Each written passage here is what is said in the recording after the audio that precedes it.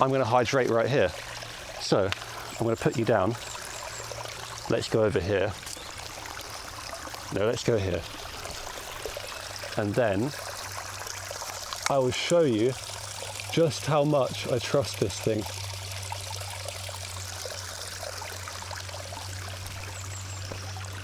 Now you can actually attach this. It's got a thread on the bottom here. You can actually attach it to water bottles, which is what I'll be doing. But to prove the versatility, you can also get right down on your hands and knees like this and put the thing straight in the water.